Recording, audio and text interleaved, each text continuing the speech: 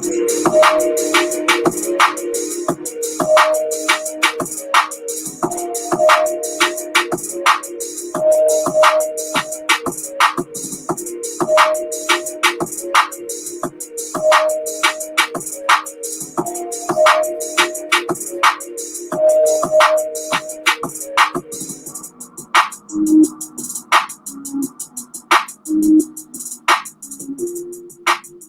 on into the NY to MD podcast. Kevin Hurt, Brian Sherrard. Hey, what's going on? This is our movie edition day. Yeah. And I got one thing to say. What's that? Sprinkle! Hey, you know I love our beat, man, but I don't know if it's as good as that.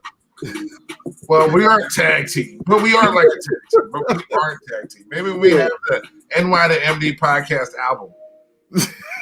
Then we'll definitely come up with it. So, everybody, welcome to the podcast, NY to MD podcast. Kevin Hurt, Brian Sherrard. I know you saw us yesterday, but we're back. Yeah. But this is our entertainment version of the show. We spent all yesterday on sports, and we still even have some sports-related things going on that I just want to report real quick. Oh. Georgetown won the Big East tournament. Really? Yeah, and they punched their ticket into the tournament. Wow, who they beat? Man, they killed Creighton. It was like 73-48. You say Creighton? Yeah, Creighton's in the Big East. Oh wow, yep. Didn't know that. But no, that's good. I'm glad to hear that. Well, I know Patrick Ewing was having a tough time down in Georgetown for a minute. So I'm glad to hear that him and his team won the Big East tournament, and I'm glad they let him in the building today. So that's the one thing I want to say. So he won the Big East tournament in the building. Do they know who he is? You know what I mean? So since he actually won for Georgetown, and he lifted the trophy, and he cut the net down. I'm surprised they don't cut the net down because they don't know who he is. So congrats to them. Georgia Tech won the ACC tournament last night. Have no idea how Florida State lost that game, but I don't want to talk about it. That just irks me. And Ohio State beat Michigan to get to the Big Ten tournament final. And today's Selection Sunday. Wow. Who's Ohio State playing? Do you know? I don't know. Sure. Division. I don't know. I know. Once the Terps were gone, I was. Well, since that was the semifinal, who would be in the other side? I don't know. Dude, I don't know. Wisconsin, maybe. Yeah, maybe there's Wisconsin. Yeah, but no, I'm glad to hear about Minnesota. Say it again. I'm glad to hear about Georgetown, though. Yeah, me too. I was good because I don't think they would have made it without that. So I really do. It's going to be cool seeing them in a tournament. Yeah. So, all right. Let's get to our entertainment part. So we owe you guys a ton of movies because we missed the last 2 weeks of movies. And of course, we have our WandaVision, the last of our WandaVision. And we were going to do just one episode, but the last episode, but we're just going to do the whole recap of the whole series. And also, with that, we are going to review a new movie that just came out. So, spoiler alert for all you people that haven't gone to Amazon Prime as of yet to see the 30 years. It's been almost 30 years or something. Yeah, it's a little over 30 years. A little over 30 years of the part 2 of Coming to America. With Eddie Murphy, of course, Arsenio Hall. That's what happens when you're live.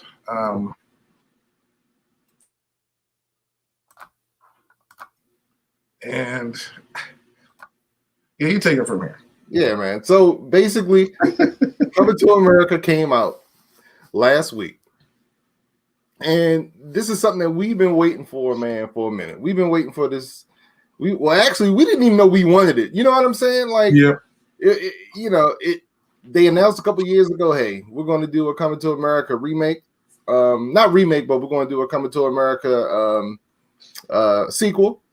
And, look, man, I was excited. This was my most anticipated movie from 2020. Like, it was originally supposed to come out around Christmas time, 2020.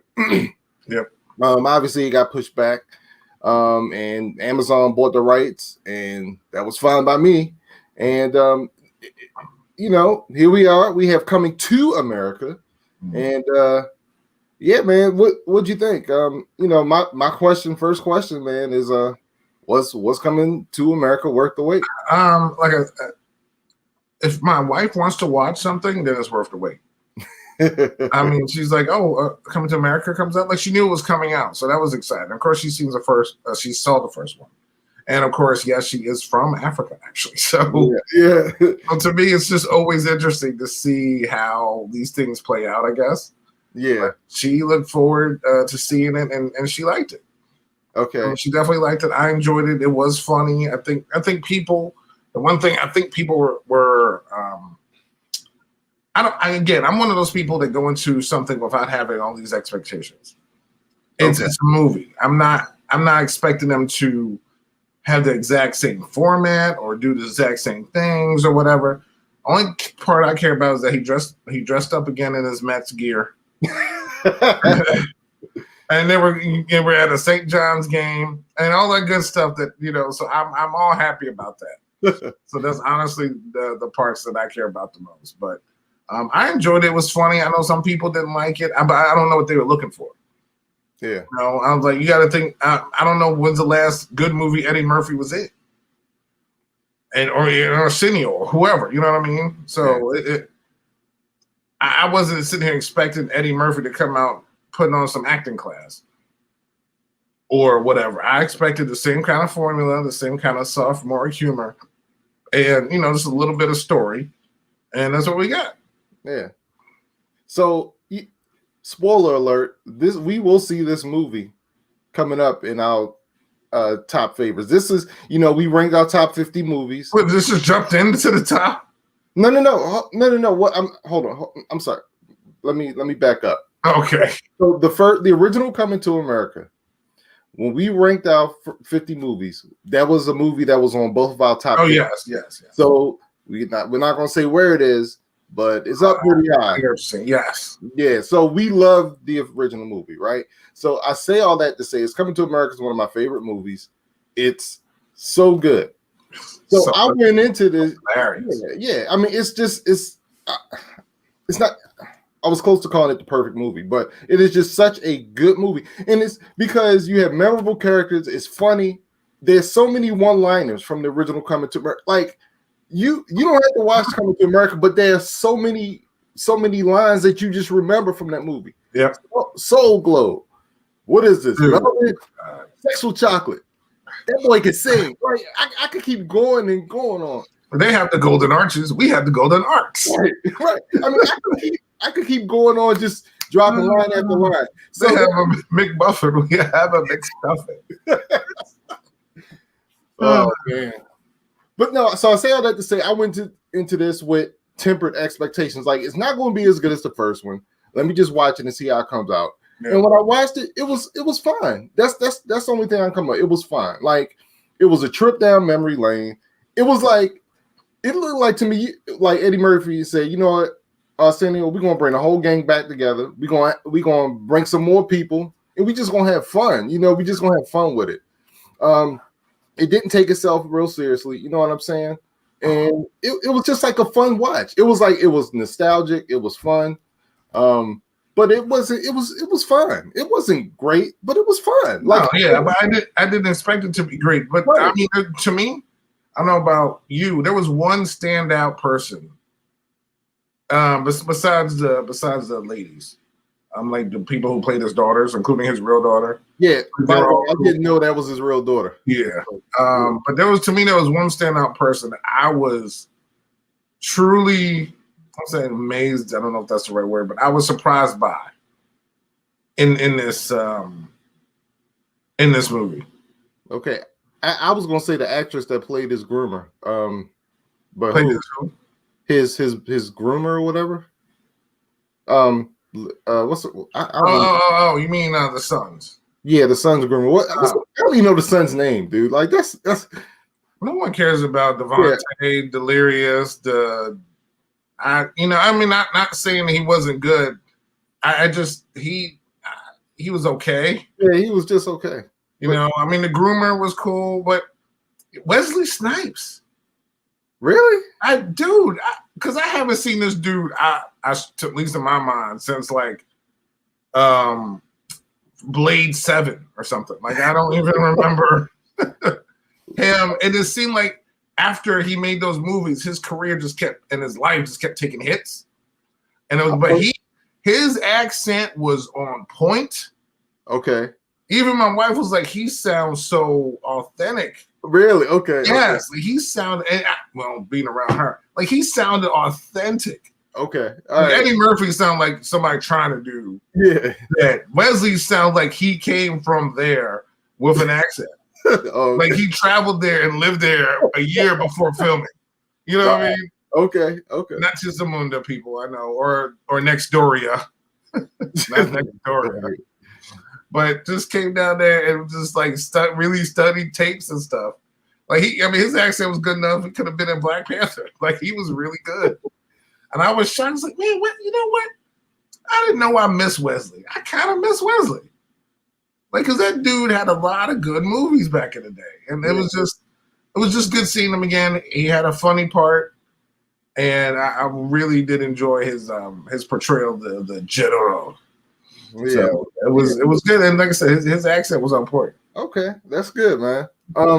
There were the best things to me about the movies, the 2 C's, were the cameos and the costumes, man. First of all, whoever designed those costumes, like if I'm noticing it, like I don't even pay attention to stuff like that, but those costumes were just on point. Like every scene, you could just see like the detail and the style of the costumes. Like they look like they had fun designing that. And then the cameos, like when my man Morgan Freeman showed up, dude, I was done. The fact that they had his dude's funeral while he was alive. Yeah. And he died during his own funeral. Yeah. But think about it. You had James Earl Jones and Morgan Freeman, and not only in the same movie, like the same scene. Yes. It's so cool. That's just, you can't. The only thing would have topped that if Denzel showed up. Like that's it. Like that's just like you can't. Yeah, that would have been cool. But I mean, you still got top 2, James Earl Jones and Morgan Freeman. I'm good. Like they're in the same movie. Yeah, man. It's like when they first got Al Pacino and Robert De Niro in the same movie. Yeah. That's pretty cool. But nah, man. Look, we got In Vogue, and man, boy, did I love In Vogue back in the day. So seeing In Vogue again was great. Well, 3 of them. Yeah. I couldn't tell which one was missing, but it's still good seeing In Vogue. We got to see Salt and Pepper, man. No spin. So everybody's missing somebody. Yeah. No Spinderella. I think Dawn was missing from In Vogue, I believe. I'm not sure. Oh, was Dawn missing? Okay. Yeah. But yeah, so I was like, look at that. And of course, we got to hit Randy Watson. Forget all them. Let me tell you. So that's where it got me. So the scene when they were like, guess what they bought?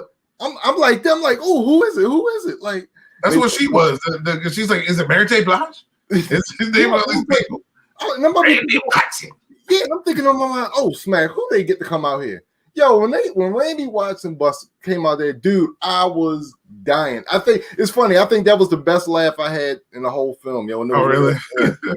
Dude, because they got me. Oh, you didn't expect it. Yeah, because it's like you hadn't seen him the whole movie, so I just like I forgot it. I forgot about him. But yo, when he busted out there, yo, that was great, man.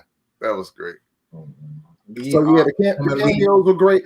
But here's what was missing, man. You mean to tell me, yo, Samuel L. couldn't make an appearance, yo? Come on, man. Maybe he was filming Avengers. I mean, yeah, man, maybe.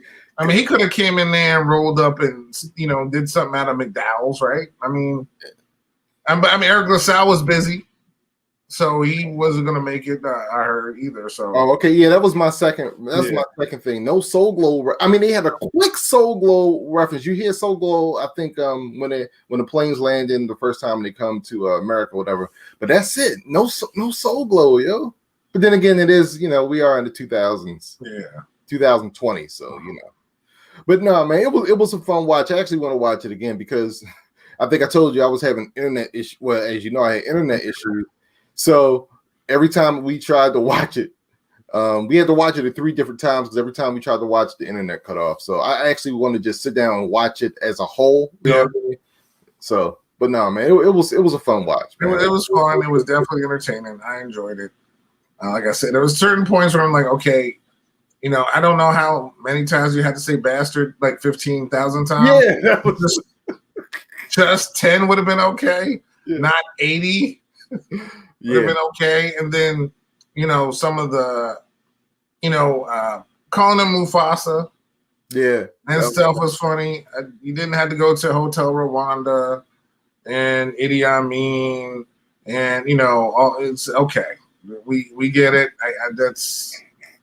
That we're fine. That's just Hotel Rwanda is not funny. It's just some of these things like okay. We get it. Just name every African thing you know about, and just call him that. I was like, all right, But other than that, besides those two things, because it's just like the bastard child.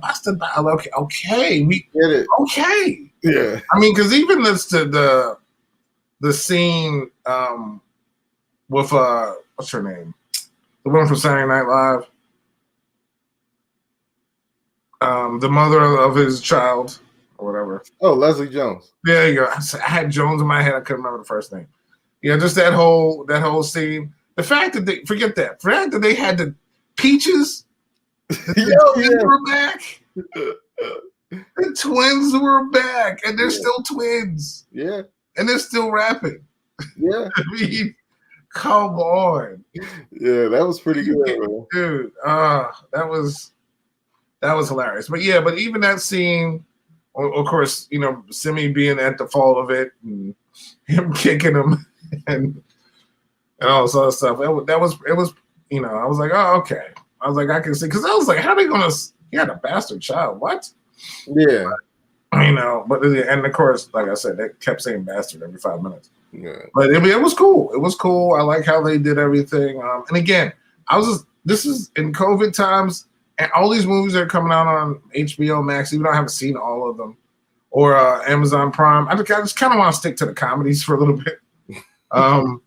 Like this is funny. I needed to laugh. We all need laugh. We need laughter, and that's what I just went. It's like, you know what? I'm gonna look at this movie.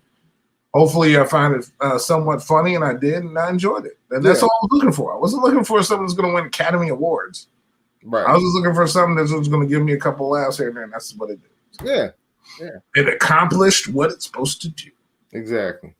So, all right, let's get to our movie list, because later on in our movie list, we will be talking about the original. So what number are we starting out at? All right, man. So we're at number 84, man. Okay. So right now, we're at The Hangover. And The Hangover was on my movie list.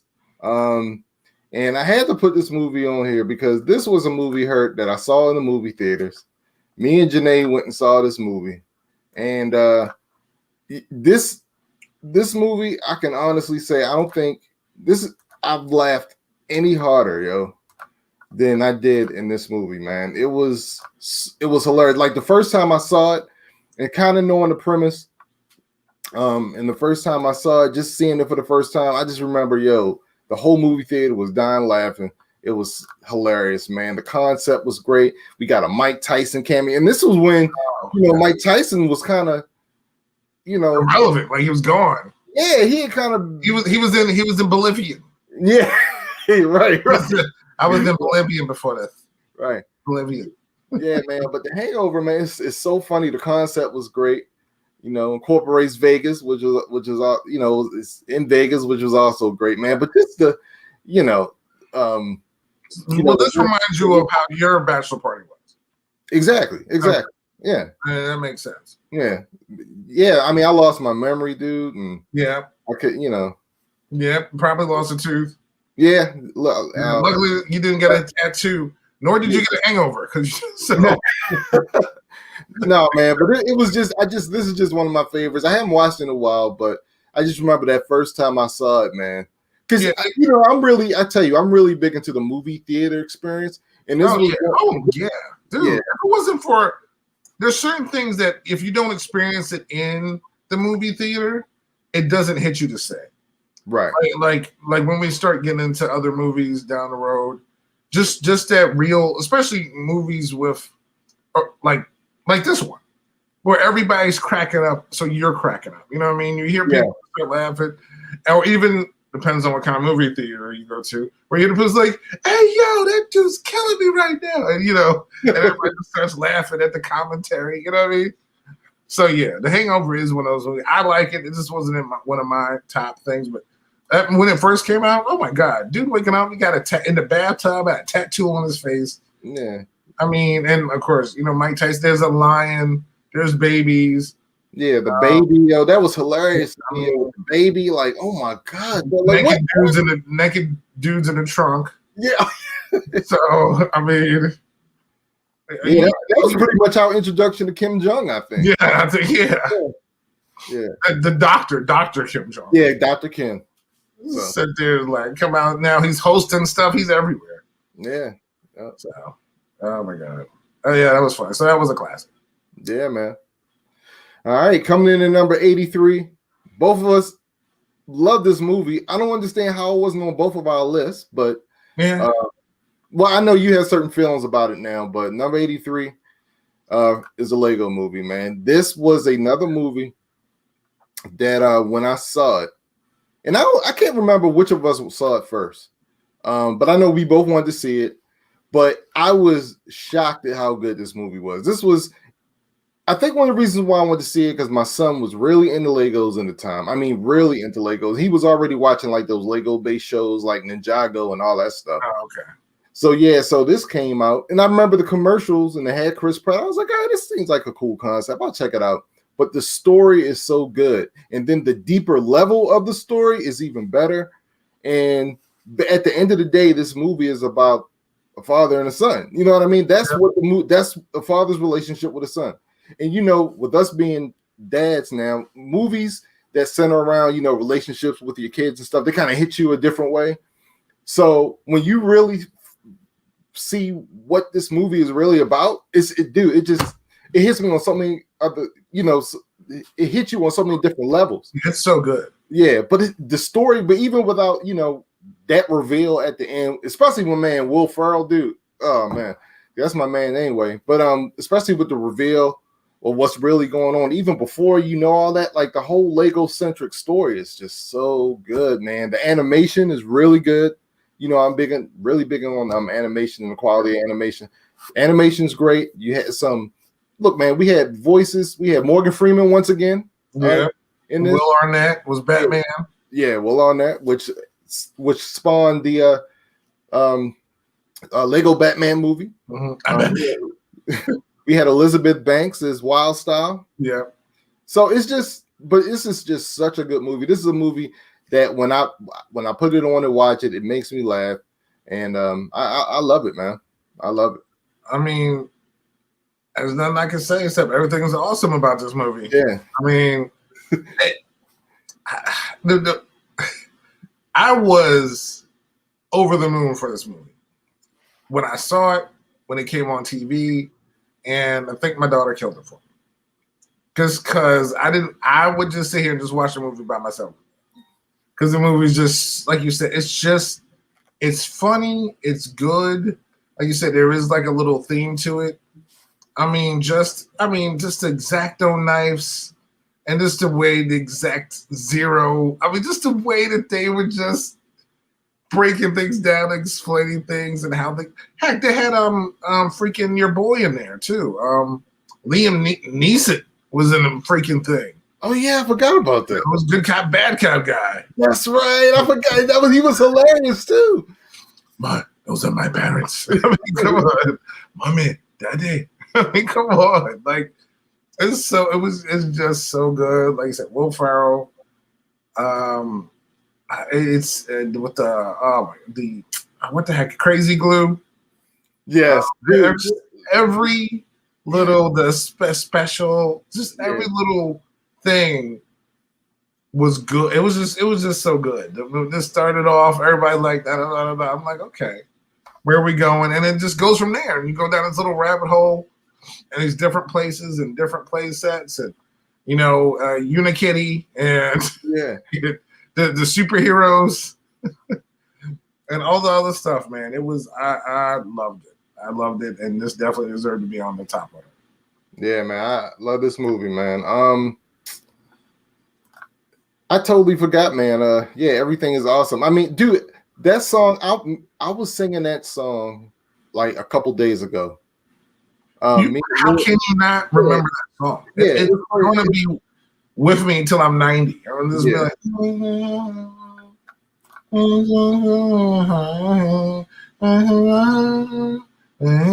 it's just always going to be there. Yeah. So, and I think Lego Movie 2 is a little underrated. It wasn't as good as the first one, but I thought it was a very good sequel to the first I don't even remember it. I have no idea what happened, who's in it, or what. Did you watch it? Did you see it? She didn't want to go. I remember. I don't think she wanted to go see the second one. Okay.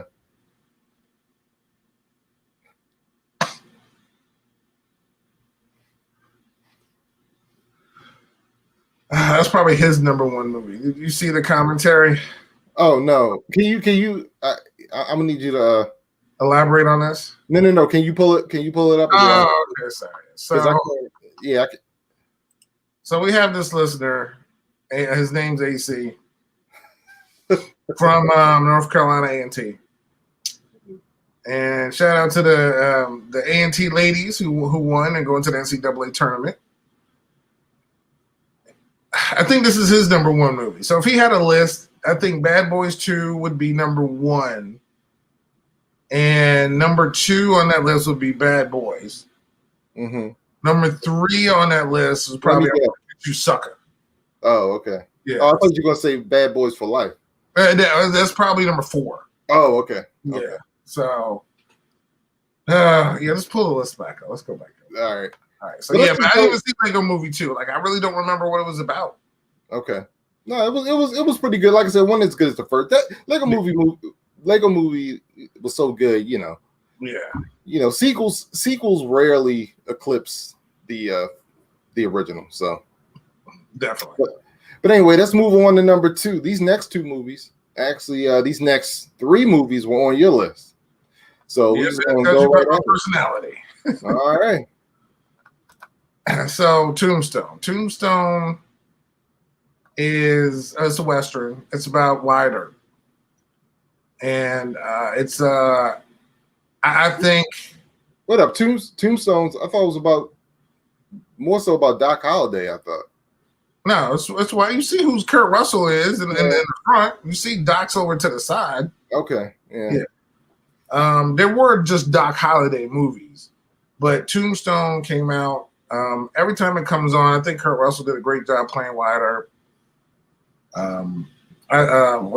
Val Kilmer did a great job, way better job than he did playing Batman, playing Doc Holliday. Yeah. I'll be your Huckleberry, and that line will always be out there forever. They were just both really good. It was just interesting to hear because growing up, you hear about these outlaws and people of the Wild West and stuff like that. So it was a really, really good movie, and I definitely enjoyed watching it. So let me tell you, I'm not into Westerns at all. Uh-huh. But I love Tombstone, man.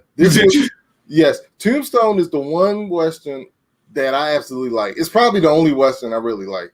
I love this movie, man. Like you said, the performances were great. Johnny Ringo. Yeah, man. It's just like it's so good. Yeah. I don't know why it just seemed like it was like a Western. It was, of course, there's some death and stuff, but it was so light. Yeah. But it was just so good. I don't know why about it. Now, I don't know. I have it kind of ranked near or above or behind. Depends on what week it is. The other movie I'm going to be having coming up about Wyatt Earp. But this one's good. I suggest people, if you really like some Westerns or something, you watch this. Or if you just hear about people like a Wyatt Earp or a Doc Holliday, this is a good movie. Yeah. All right, man. Coming in number 81. A movie that was awesome. Well, it was a great movie. I've only seen it once. I can't see it again. But it was a great movie. And this is on your list. Yeah. It was because this movie hurt my soul. That's the only way I could say it. again, and this is acting. It stars who? Liam Neeson, who was also in the Lego movie. So I don't even know how. I saw this movie literally one time. Yeah, It has not left my mind. I still remember it to this day. But I had to hear about this depiction of a man who actually did save, you know, multiple, Jewish families and individuals. And because remember at the end of the movie, they had the people there, and families who were saved by him from Oscar Schindler. And it's just a powerful movie that I can never watch again. That's all I can say. It's just, it's so heartbreaking. Yeah, but it was so good. Yeah. Well done.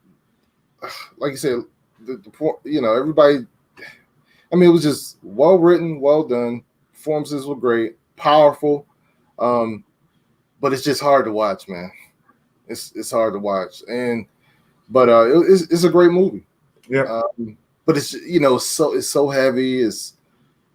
But it's powerful. It's a powerful movie, like you said. Do you think you would ever watch it again? You think you could ever watch it again? Yeah. It's like there's certain movies, especially as I'm getting older, I don't want to see. I know what happened. I don't need to see it. And I think a lot of these movies that will be coming up, or that might be on our list, like an Amistad or something like that, is a one-time deal for me, or a no-time deal. That just might be something that I just can't comprehend in my brain to go and watch because of how I would feel afterwards. You know what I mean? Yeah. So, yeah, I'd rather be in suspense or be happy watching a movie. I'm not trying to be sad anymore, or upset, so to speak. I probably would never. And it's not like this is a movie they show on TV because they don't. Yeah, but it's not. When it comes on HBO or Cinemax or Showtime, I'm not watching it. Yeah, I'm not watching. So no, but it was a great movie. But I can't. Yeah. All right, man. Another movie coming in at number 80. You just mentioned his name, but Wyatt Earp. Yeah. So, just in case everybody's confused, around almost the same time, there was two movies about Wyatt Earp. And this one was with Kevin Costner and playing Wyatt Earp. He was the jerk Wyatt Earp, as I call him, as compared to the actual somewhat okay Kurt Russell Wyatt Earp that you could actually, maybe you could be friends with a little bit. This Wyatt Earp was a straight jerk. But Dennis Quaid still did a good job playing Doc Holliday. It wasn't, he didn't have the same lines as Val Kilmer had, but Dennis Quaid did a really good job. And this movie was like 3 hours.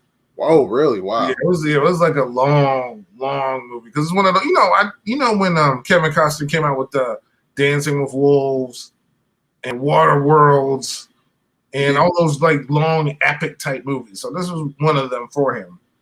But I enjoyed his performance. Like I said, he really delved into that character from when he was young, to skinning buffaloes, to when he was older, to when he retired. So it just takes like his whole career. But yeah, him, like, he was a real jerk. this version of Wyatt Earp. But it was still a good movie. It was still a good movie. Now, why do you have this one ranked higher than Tombstone? Like what? I guess just the depth of character. Like, like Tombstone is like the enjoyable watch. Wow. I feel like Wyatt Earp was a little bit harder to watch, but it had more in depth of the character of Wyatt Earp portrayed by Kevin Costner. Like just his demons, some of his issues, his how he felt about his wife and the women, and just losing a brother, and just all these things. So it was just a deeper delve into it. So I enjoyed that. Even like I said, I liked how Val Kilmer played Doc Holliday. Dennis Quaid still did a really good job. but I just think the depth of the movie was better. Okay. I have not seen it. Like I said, it's pretty hard to get me to see a Western. So Yeah. Well, this one you wouldn't like. okay. Yeah, I think you're cool with Tombstone. You're cool with Tombstone. I just knowing you is like, yo, this is kind of because it's kind of drag outish, but it's so. And if you're not really interested in it, you won't like it. You have to be like really interested in that type of stuff. Okay. Yeah, which is again, it's not you. It's just how the movie is. So speaking of movies that I've never seen before, number 79. This is one of my favorites. Hurt. Yeah. Legally Blonde, man. Reese Witherspoon and her breakout role in Elle Woods, as she attempts to go to, as she goes to Harvard, tries to graduate from Harvard. It's just a nice, fun watch. Basically, she wants to go with her boyfriend. Her boyfriend got accepted to Harvard. She wants to go there with them. She's trying to graduate from there, but in the process, she falls in love with someone else, and she's perceived as like this valley girl type of thing, but she actually gets her law degree. It's just a nice fun watch, a nice fun comedy. It was just one of those movies that I really enjoyed. And so what made you watch this movie? That's a good question. Like, did you see it in a theater? I probably didn't see it in the theater. Oh, okay.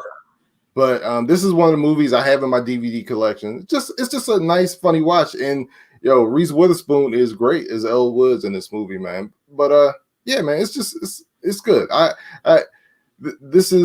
haven't watched it in a while. I really haven't seen it in a while. Yeah. But it's just one of those just light, funny movies, and Reese Witherspoon just kills it. So yeah. Well, cool. I've never watched it, and probably won't. Yeah, I don't think this is a movie. Yeah, I don't see you watching this movie. That makes sense.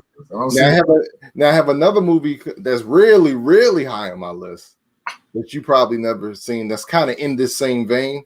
Okay. But we'll talk about that when we'll get there. Yeah, but yeah, this is just one of my faves, man. Just like I said, she kills it, and it's funny, man. So cool. And speaking of movies of which that have never been seen, I've never seen this movie. This is a movie that's on your list. I've never seen it, and I can't wait to hear about it. Number 78, The Outsiders. The Outsiders came out in I don't know what the book came out. It was a book written by S.E. Hinton. The movie came out in the 80s. God, I cannot remember what year exactly. Probably 86 or something. But in that movie, if you put that picture up, you'll see every famous person that ever acted in Hollywood. Basically. So when I was finding the pictures for this, I was like, wait a minute, Ralph Macchio's in this movie? Ralph Macchio is in the movie. Is that Rob Lowe over there? Rob Lowe, C. Thomas Howell, Emilio Estevez. Wait a minute, is that Matt Dillon?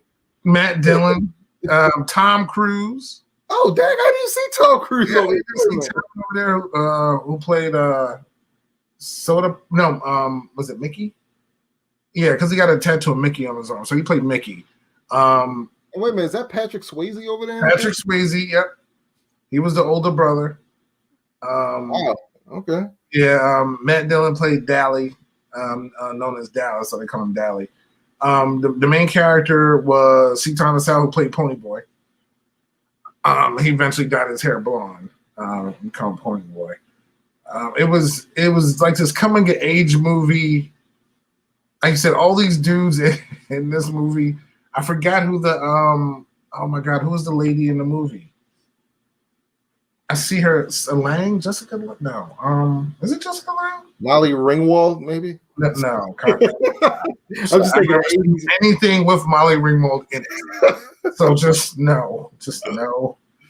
Don't ever say that about any of my movies. I have her name. I gotta look it up real quick because it's gonna bother me. But it was such a good. 1983 is when the movie came out. But it was such a good movie. I definitely enjoyed every minute of it. It's like I said, just a coming of age movie about just growing up gangs, living from the poor side of a town to a rich side of town, people working. It was a lot. It was a lot. It was deep, and I can't speak any highly of how good this movie was. Diane Lane. Oh, Diane Lane. Okay. Yeah, Diane Lane. So yeah, I love this movie. All right. Well, one of my kids is reading it right now, so maybe what I'll do is I'll read it and see the movie. And then, did you read the book first or see the movie? Yeah, I read the book. Okay. And then I saw the movie. I was young when I read the book, but the movie I didn't even know about because I was like 7. Yeah. So I think I saw the movie later. I didn't know that. I was like, look at all these famous people in this movie all at one time. But it's such a good, like, I was like, look at young Tom Cruise up in here. Like, it's so crazy. But and because I saw it after seeing Karate Kid. So I'm like, I was like, wait, Danielson's in this movie? Because that's how you know Ralph Macchio. Yeah, so it was really good. I really loved the movie. I love the book. I love the book more than the movie, but the movie's still good. Okay. Speaking of the Karate Kid, did the Karate Kid make any of our list? I didn't make mine. Wow, I don't. Which is weird because it's probably one of those I forgot. But it definitely should have waxed off on our list. Yes, it should have. Yeah, I love that show, man. Yeah, I definitely sweep the leg. Sweep the leg. Put him in a body bag. That was By the way, you should watch Cobra Kai, man. Cobra Kai is freaking. I watched the episode. Okay. Yeah, that'll be about it. Oh no, it's so good, man. Listen, like I said, I have too many TV shows. One day maybe. Yeah. But this is and what you people may not know. If there's anybody who's an adult that still watches cartoons, it's me. So my cartoons take precedence over everything else. So, yeah. All right, what we got next? All right. This is the last movie we're talking about today. I think this was on my list because because I forgot everything else. Yeah, but speaking of Kevin Costner, yeah, Field of Dreams, man. Wow, this. First of all, don't ever cut off the Kevin part, okay?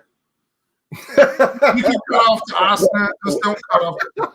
That's funny. I'll take that personally. I'm not happy with this choice. Kevin Costner. But I think this is a movie both of us like. Yes. Okay, good. Yeah, I just forgot about it. It was, it's got, speaking of another person, James Earl Jones. Yes. I mean, it's baseball. And if there's one thing that you and I have in common, it's a love for, the diamond, that field. And then it's the Field of Dreams. It's a dream that we had as a kid of maybe one day playing the All-American sport. And this movie was just one of those things. Even Ray Liotta's in this one. Yeah. So it's a good movie. I think the cornfield's still out there, right? Yeah, it's still out there, and it's actually like a attraction. Like people come and well, if you build it. Yeah, if you build it, they will come. And I actually saw a special on the cornfield maybe about a year or so ago, and I think I know people come and see it, but I think there's like a game or something that's played on it every year. But I feel like there's something that they actually it's there, but people actually it is played upon. Yeah. It's a field. It should be, and it should definitely be used for that. Yeah. But it's just such a cool movie, man. Like the whole concept, you build this field and you see like the great baseball players of the past. Shoeless Joe Jackson shows up. Like, it's just such a cool movie. But at the end of the day, once again, it's a story about a father and a son. And, who doesn't cry, at the end when Kevin Costner, who incorrectly says, Dad, you want to have a catch, which I don't understand what have a catch really means. Should be you want to play catch, not have a catch. But anyway, man, that was just cool, man. Like that end scene, man. It's the things I like the most in this movie is, the end scene with his dad, and also when James Earl Jones starts talking about baseball and just his baseball speech. That's the Yeah. man. Yeah, man. But it's just a cool movie, man. Listen, there's there's nothing like playing baseball. There's nothing like it. Just the double plays, and I think for some reason I have this renewed enthusiasm for it. I love it, and not because of Francisco Lindor. I'm saying that right now. Not saying that he hurts the whole thing, but I just miss being out there with the cleats, the superstitions, the little, just the pitches, the location, how baseball is. Again, I'm a sports person. I watch nearly every sport out there, but playing baseball, the glove, the breaking it in your cleats, getting dirt on. If you leave a game and you're clean, like something's wrong. You didn't do something. Yeah, you didn't do your job. Playing for that infield, it's just, or pitching, striking. The feeling of striking somebody out, is just, our senior team get a double play or a good catch. Yes. Just the team. It's just the whole team. So, you know what movie I forgot? All right, I was sitting here thinking about it, and it's a Kevin Costner movie that I did not put on this list. What? The Untouchables. Oh, wow. Because I started thinking of team, then I started thinking of Robert De Niro's speech as Al Capone, and then it made me think of the bat. Then it made me think of the movie. It's like, it hurt. This may shock you, but I've never seen Untouchables. I cannot believe. I mean, it's got Robert De Niro, Kevin Costner. It's got Joe Pesci, Sean Connery. Who? Joe Pesci. Joe Pesci. I took a chance on that one. He's in every other gangster movie. Andy Garcia. I could not. Oh my god. So wait, hold on. So where would this be? It would be high, because again, it's one of those movies that always comes on that I gotta watch. Wow. Yeah, I love that movie. The music, just the Untouchables. Man, I can't believe I forgot the Untouchables. Man, we're gonna have to add that somewhere. And I'm mad because Field of Dreams, which is Kevin Costner, made me think, but not even the Kevin Costner made me think of his role in Untouchables. It's just the baseball made me think of the speech by Al Capone about we're a team, and then he hits the guy in the back of the head with the bat. So yeah, I was like, oh, okay. And then I cannot believe that movie's. I know I forgot. This is why I didn't want to do the list. So just in case people, I didn't want to do this list because I knew I would forget stuff. Brian reminded me of at least 2 movies that I did. This Country for Old Men. I hear you talk about that movie so much. It's even on your list. It's the pressure of remembering things, and my memory goes to what's and again, but you see how that's a perfect example of everybody how my mind works. It's like a puzzle. Team, speech, Al Capone, Untouchables. That's how it works. Like I can't just think about it. Something has to draw me there. And it's like some kind of Rubik's Cube in my head that I have to unlock. So that's what takes me so long to get these things done. So that's why we're missing half the stuff we're missing. I can't believe I forgot the Untouchables. Wow. Didn't it? Because he was like, because again, I had that Sean Connery speech. It's like you bring a knife, you bring a gun. He's like, they bring a gun, you put one of those in the morgue. It was just so good. Anyway. All right, man. Well, we done our movies. We're gonna have 4 more for you next week. Well, she might have 5 because I might have to talk about Untouchables. Yeah. So we'll have those next week. Anyway, Malta Goya is really good. If they want to sponsor the show, appreciate it. It's really good. It's a nice, sweet drink, a malted drink, kind of like a malted soda in a way. So, okay. if anybody wants one, go get one. But we're gonna transition now into something that has, I don't know, taken over my life for like the past 9 weeks, 10 weeks. Something that my co-host here has gotten up at 2:05 a.m. to watch. I usually watch it the next day, but man, I've been nothing and have been nothing but impressed. Not only by the storytelling, but the acting, by everybody involved, where it came from, and the title of the show. And WandaVision was the first thing we've had since Endgame when it comes to Marvel. And just in case you didn't know, Endgame was like 2 years ago at this point. And they were introducing a character who was in the MCU to have their own show. And from show to show, they progressed, and it ended up where I would say where it should be. I'm not saying they didn't have any missteps. Not everything's perfect, but they did it. If it's not a 10, it's like an 8 or 7. You know what I mean? In their first foray into this genre, so to speak. And I know you and I just discussed it. The fact that the major part of this movie wasn't even about the people. It's about my co-host. The fact that my co-host actually did not binge this and actually was okay watching it weekly, let everyone know how good this series was. Yeah, so my whole thing with programming is I like the Netflix model where they drop all the episodes and you could just binge them. I love that. Man, I'm so glad I didn't do that for WandaVision. This was the perfect show where you could just watch from week to week.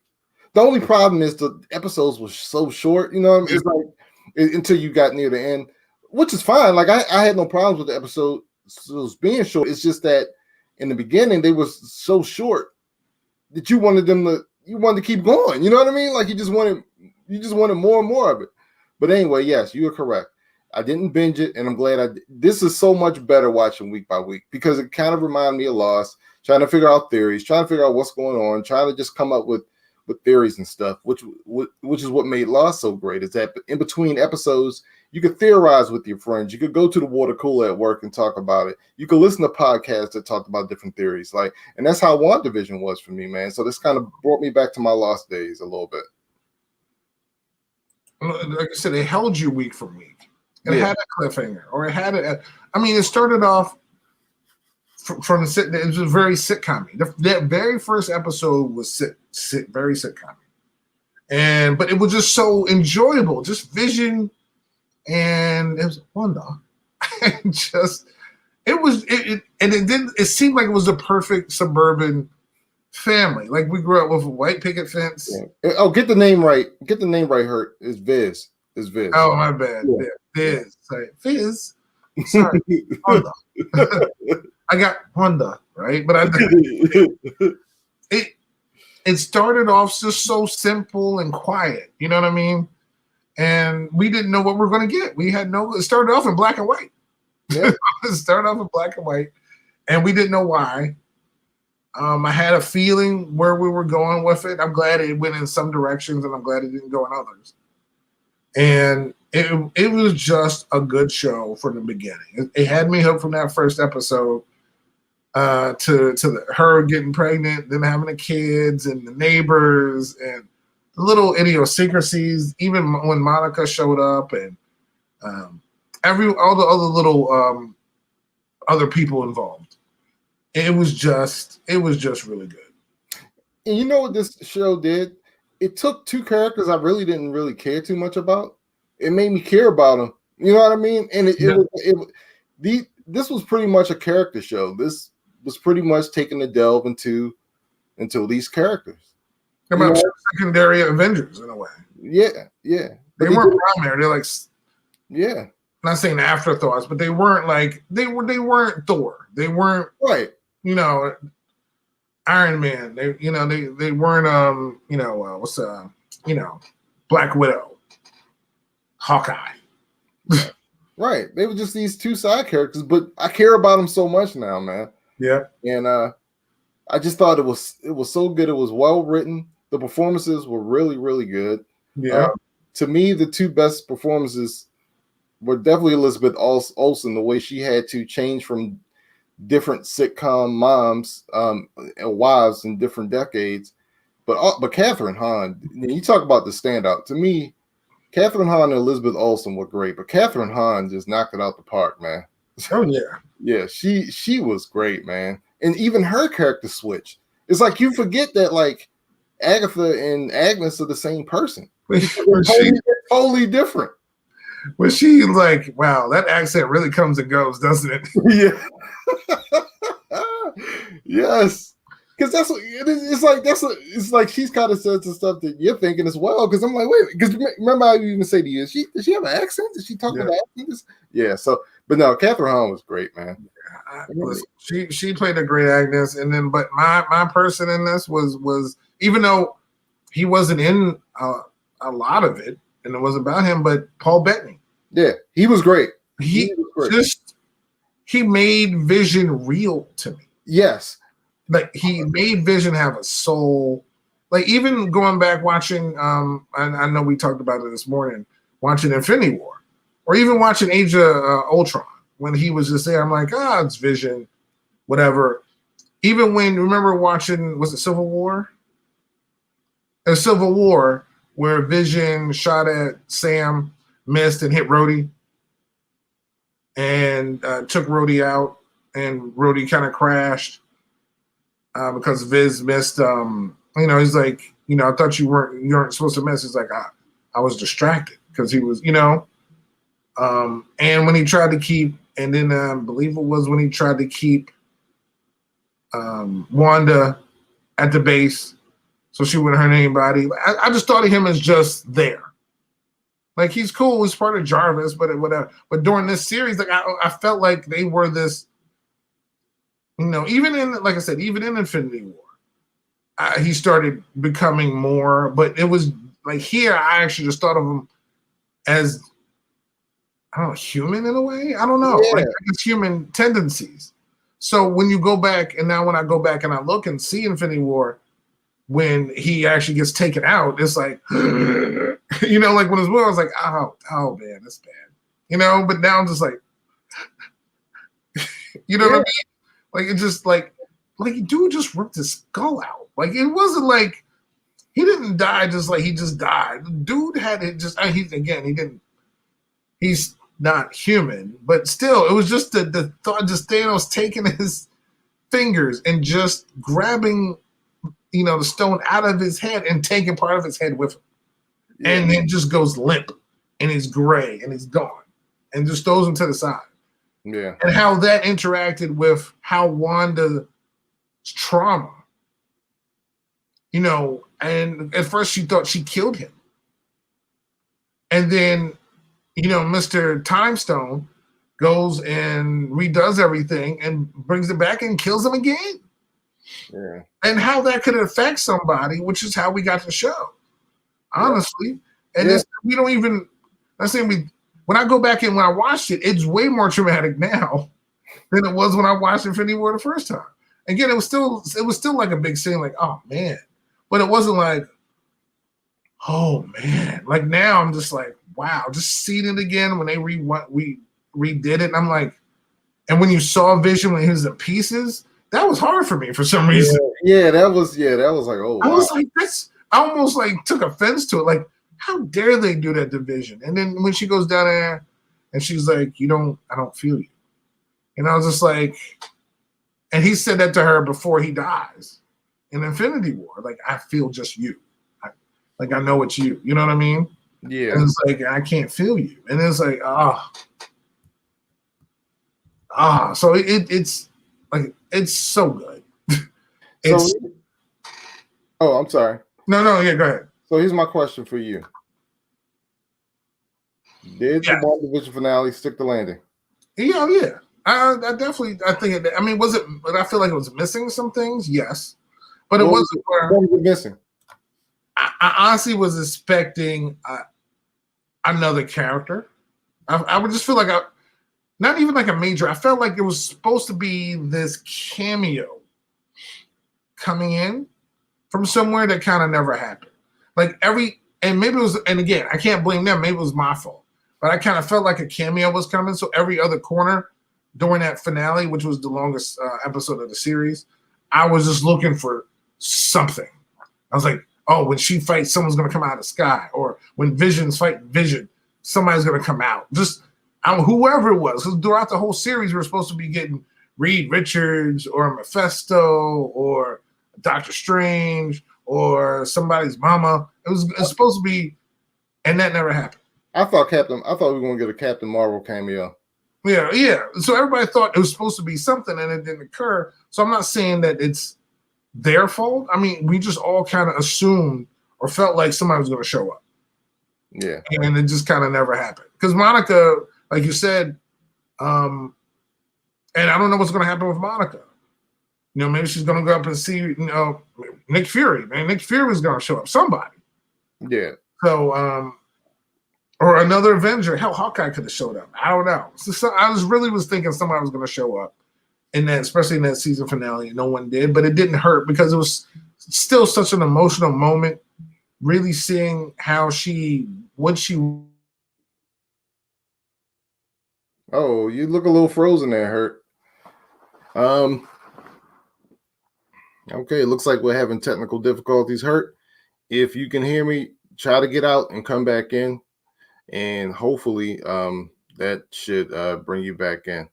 So what I'm going to do is I'm just going to remove you from the stream, and you can let yourself back in. But basically, did the WandaVision finale stick the landing? I'm going to say yes. Now, my personal opinion were the first and second acts of WandaVision, the first 6 episodes were great. Those were that was the best part of WandaVision. When we got to the last act, pretty much with the reveal that Agatha Harkness was the main villain, that's when we pretty much from that point getting like full Marvel mode, and we just need to see a resolution of this battle with between Wanda and Agatha Harkness. So part of the fun of WandaVision was seeing the different like sitcoms and going through the different decades and everything like that. And then once that part of the show was done, it kind of took like the fun out of the show, and then we got into full action mode for like those, especially those last 2 episodes. And I didn't mind that. I like the fact that they explained to you why Wanda created this place and why she's going through what she's going through. Why this sitcom theme? We see that she and her brother and her family watched sitcoms when she was younger as a way of fun and also a way to kind of learn English. So that was actually a big part of her life, which is why she creates this world, and that's the theme for this world. We also get the reveal but we understand more clearly why she even creates this world. And really the reason why she does it is because she's dealing with her grief, and you just see that she lost her parents, she lost her brother, she lost Vision, and she had to create a place to deal with grief. So when you just take a look at the story as a whole, I think it does good. I think the finale did a great job to wrap up the entire story. I think we got a very, very good story from beginning to end. You understand what's going on. You understand why it's happening. You understand who is doing this to her. You understand all those questions got answered. The finale wasn't my favorite episode of the series, but it did a good job wrapping everything up. Hurt, what did you think about the post-credit scenes, both of them? Hold on. There is an explanation of what just happened. Hopefully it'll pop up there shortly and you can see it and let me know what you think. First of all, I think everyone knew to hang on and watch after the credits. Right. Yeah. And I think one of them was Monica. Yeah, Monitor and the Scroll. Yeah, Monitor and Scroll, which was cool because I feel like maybe we'll get a Monica series or something. Yeah, they definitely setting up Monica. Yes. Yeah, and That was pretty cool. I was here for 1 minute, I was gone. I was Agatha all along. That's funny. That's funny. That was cool because I want to see more of her character of Monica Rambeau. I want to see where it leads to. The end part where Wanda's wherever she is, where her body is somewhere and her Scarlet Witch is inside doing things, was creepy. Yeah, it was creepy because again, I think Agatha said you're even more powerful as the Sorcerer Supreme, which is Doctor Strange. So, and if you go into her comic book history, she has caused a lot of issues. Oh, okay. When dealing with her traumas. So, will this lead to a bigger part of the MCU for her? Because she did a great job, and honestly, I would if they did a movie, she was a big part of it. I'm definitely watching it because they made her character more appealing. But they made it more. It's like, and honestly, I don't think anybody really understands where Iron Man was in the hierarchy of Marvel heroes. He was always pretty high, but the MCU made him like Spider-Man level. Yeah, you know what I'm saying? Like Iron Man's now he was never Spider-Man level. He was at a good level. Like he's at a top level. It's almost like going from top 5 to top. You know, it's like, you know, like you always respect, like people respect the Baltimore Orioles, right? They respect the organization, they respect the heritage, the whatever. Then all of a sudden they start winning all the time, and then you look at them, you know, like they're the Yankees, like they're the Red Sox, where they got all these World Series, where they become dominant. That's what Iron Man did. Yeah. Like he became the guy. Yeah. I'm glad you brought. Oh, go ahead. Keep going. I'm sorry. So I feel like they've made all these characters who I never cared about, Hawkeye, other people, like really freaking interesting. And it's shocking to me, like how much I was interested in these characters. Like I don't care about Ant-Man. I don't know, damn Ant-Man. Now I can't wait to see what Ant-Man. When they had Ant-Man in Civil War, he's like, this may work, or I may rip myself in half. You know, they've done such a good job of building each character. Like I said, they made me, and they get the right people for. Yeah. All right. Looks like we're having another technical issue. But yeah, I completely agree. They definitely cast people correctly for this show. I mean, for these movies, and they have taken characters, pretty much side characters, or characters you didn't know, or characters you forgot about, and pretty much have put them on in the forefront. Like Hurt was saying, Ant-Man. I mean, side character, even like the Guardians of the Galaxy. Those are like forgotten characters, pretty much, or not really major characters in the MCU, and now they're prominent, especially when it came to like Infinity War and Endgame. So yeah, man, it's really cool just to see. It's just good to see how well Marvel does with this comics and his characters, and just how well they do when they make these movies. Can't wait to see what they have going forward. And I think this WandaVision series is a really, really good start. And I think this week we're going to get Falcon and the Winter Soldier, so I'll check that out.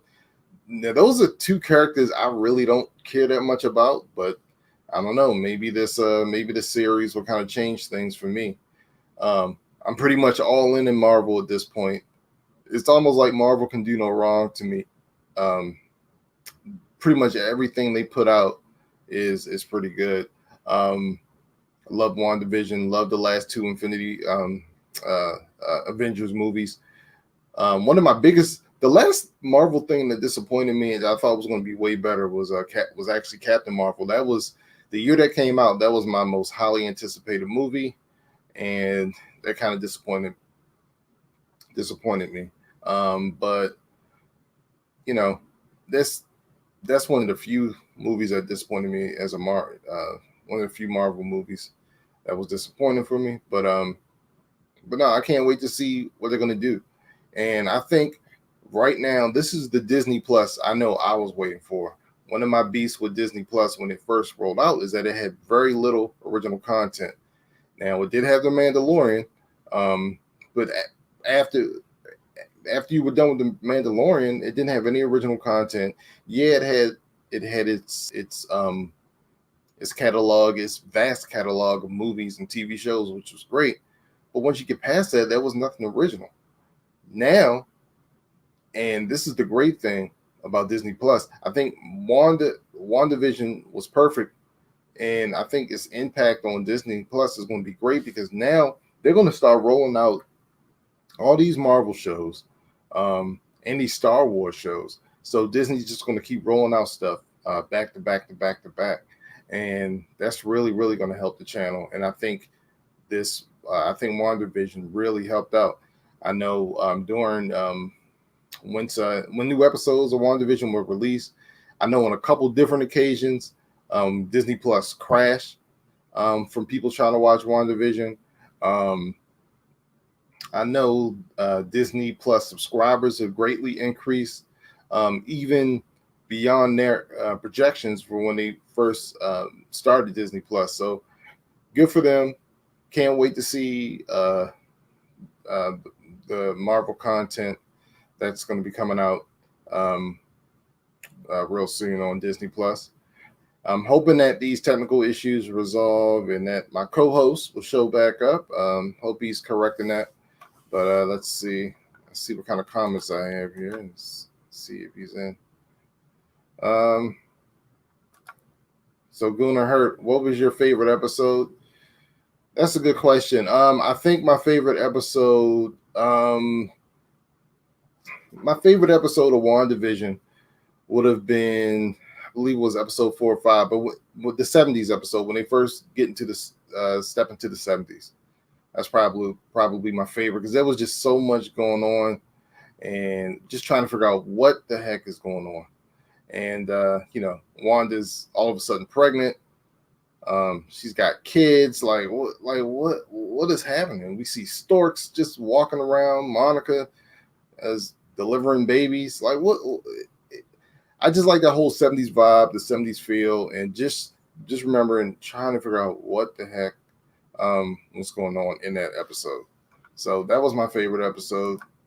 And of course, Gunnar Hurt, Captain Marvel was awesome. Something's wrong with you. Captain Marvel was not awesome. It could have been a lot better if the story was better constructed. It had potential to be really, really good, but it just fell flat for me. So no, nothing's wrong with me at all. But but it was good. WandaVision was really good. I'm really, really looking forward to see what happens next with it. But yep. But you know what? We're just gonna go ahead and wrap this up. I wish I could finish this off with my co-host, but it looks like we're still having technical issues. But we were pretty much done. Anyway, actually, we're not gonna wrap this up because I had one question for my co-host, and he wasn't here. So I'm just going to put this out there.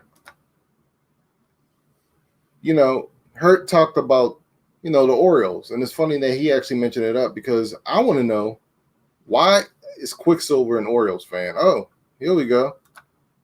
Can you answer this question for me, Hurt? Well, I just got back in. As you can see, I had to move locations. I don't know what was going on. Listen, what happened is I was in Westview and I tried to get out and it just cut off my whole internet connection. So I have no idea what's going on. Okay. So did I miss that he was an Orioles fan? Yeah. Yeah. As you can see, for some reason, Chris Davis. Yeah, there's a Chris Davis. Wow. Maybe he's a fan of the contract. I didn't even see that. I'm glad you saw that. That's pretty cool. But of all the people, Chris Davis. Yeah, and the thing is, it's like it's like huge. Like you see how big it is on screen. Yeah. Like what? Well, remember that wasn't Quicksilver. Remember that was whatever guy's name is. That was the stand. Oh yeah, Ralph Boner. Ralph Boner. Well, yeah. The Ralph. Maybe Ralph relocated from Baltimore. That was just usually in New Jersey. You're usually not Orioles fans. So, but good for him. I mean, like I said, it's a great organization. So yeah, that's a good thing. I can't believe my computer. I don't know what happened with my computer. Okay. Either way, I'm here. But thanks everybody for being so patient. I have one last question. We got to wrap this up, but one last question for you. Should there be a season 2? I actually would be okay if there wasn't. I feel like you have more than enough to do spinoffs, but I don't think I need a season 2 of them. I feel like I can see them now back in a movie. I totally agree. Because I don't, because this was so good, I wouldn't want it ruined. And it'd be very tough to do a whole season 2 because it would definitely be a whole different genre. Because she's not going to be in her, this was her going through this fracture in her life. So if you create a whole different season, it'd be a whole different set of circumstances and it would be completely different. So I don't think we're going to get it. Yeah, I don't think we're going to get a season 2, and I would not want one. Yeah, I hope we don't. I feel like this season explored what they were trying to explore. I think it went through the whole exploration of her grief and dealing with that, and with Vision and his development as a character. You know what I mean? Like I don't see what she made her transformation from Wanda to the Scarlet Witch. You know what I mean? Like Wanda's gone now. Not gone, but Wanda's, she's not Wanda. She's herself. Yeah. So I really hope there's no season 2. I do like the it's funny. I like how the show starts with WandaVision, the show, and it ends with Wanda's vision of her kids, somebody needing help. And I like that. And I think they should address that, like you said, in a movie or something, but please don't do another. Disney is perfect, it's fine. Please do not do a season 2, please. Nope, we're good where we are. Yep. But thank you, everybody. Apologize for the issues of however me leaving Westview affected the internet. But of course, you can find us our podcast on Google Podcasts, Spotify, Spreaker, Stitcher apps. Anywhere you find podcasts, you'll find Anywhere the MD podcast. We're here on StreamYard. You can also find us on YouTube. This is where we're doing the show. You can subscribe, give us a like. We really appreciate it. And also, you can follow us on our social media, on Facebook, on IG, and the Twitter. So everybody have a great weekend. Stay safe. Wear your mask. Get your shots. And we will talk to you soon. See y'all later. I'll let you boy.